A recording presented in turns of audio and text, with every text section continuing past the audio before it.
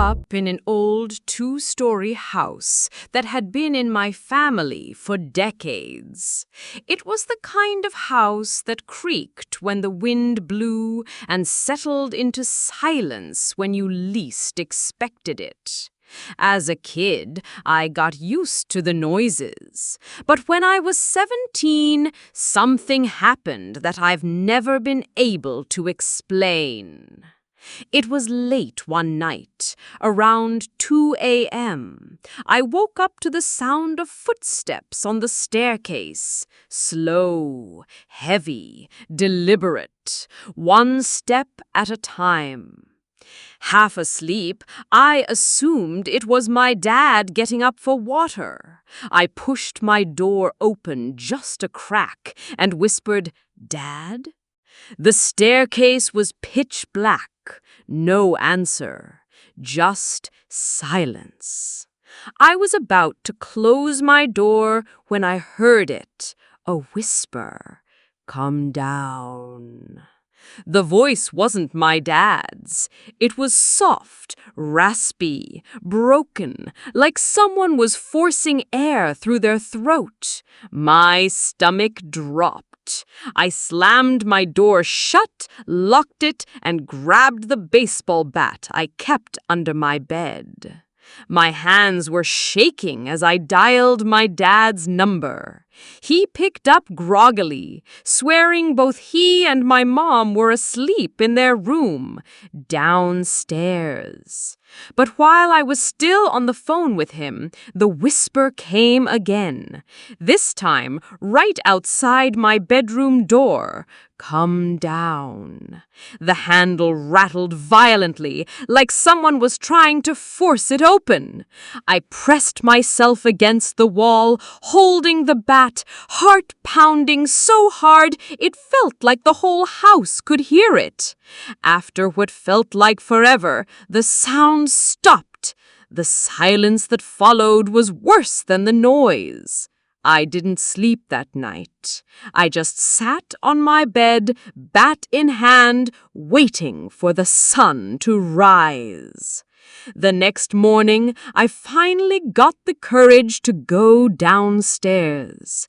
Every picture frame in the hallway was face down on the floor, not broken, not thrown, just neatly turned over, as if someone had carefully placed them that way. My parents swore they hadn't touched them. But the strangest part was the staircase. On the steps were wet footprints, small, bare feet leading up toward my room. We didn't have any kids in the house. After that night, things started happening more often. The whispers came back. Sometimes in the middle of the night, sometimes in broad daylight. Always the same words. "Come down." At first, I tried ignoring it, but then it got worse. One night, I heard the whisper again, but this time it was inside my room, right by my bed. My heart froze. I looked around in the dark, but there was nothing there. Another night, I woke up to the sound of crying. A child's cry, faint and muffled, echoing through the hall. When I opened my door, the crying stopped instantly, replaced with a whisper. "Come down." I started sleeping with the light on. I started avoiding the staircase entirely after dark. My parents thought I was losing it until one night they heard it too. It was about midnight. My mom shook me awake, terrified. She had gone to use the bathroom and swore she heard someone whispering from the staircase. My dad, trying to prove her wrong, marched over, turned on the hallway light, and froze. At the bottom of the stairs, standing in the shadow, was the outline of a child, small, barefoot, completely still. When my dad shouted, the figure darted out of sight. He rushed down the stairs, but no one was there. After that, we couldn't pretend anymore. Something was in the house. I started doing research. I found out our house had been built in the early 1900s, and years ago, a young girl had drowned in a well that used to sit in the backyard. Some said her body was never found. Others said her family tried to call her back with seances. Whether that was true or not, it didn't matter. We were living with her now. The final straw came one night when I woke up paralyzed. I couldn't move, couldn't scream. My bedroom door slowly creaked open, and I heard the soft patter of bare feet on the floor. They stopped right next to my bed. Then I felt a cold hand wrap around my ankle, and that same whisper breathed into my ear, "Come down." The paralysis broke, and I bolted upright, screaming. My parents rushed in, but of course there was nothing there. Nothing but a wet handprint on the sheets where my ankle had been. We had the house blessed the very next week. The whispers eventually stopped, but the damage was done. Even now, years later, whenever I hear a creak on the stairs at night, I remember that voice, that child's whisper, and I wonder if she ever really left. I used to be the kind of person who loved jogging late at night. My neighborhood was quiet, safe, and mostly empty after 10 p.m. I liked the stillness, the sound of my sneakers hitting the pavement, the cool air, the way the streetlights carved pools of light into the dark. But one night, everything changed. And I haven't jogged after dark since. It started off like any other night. I threw on my hoodie, put in my earbuds, and set off down the block. The neighborhood was silent, except for the occasional hum of a passing car far away. I remember glancing up at the sky. It was moonless.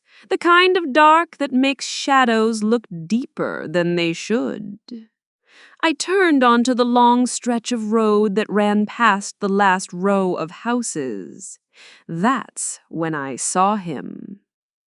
At the very end of the road, standing directly under a streetlight, was a man.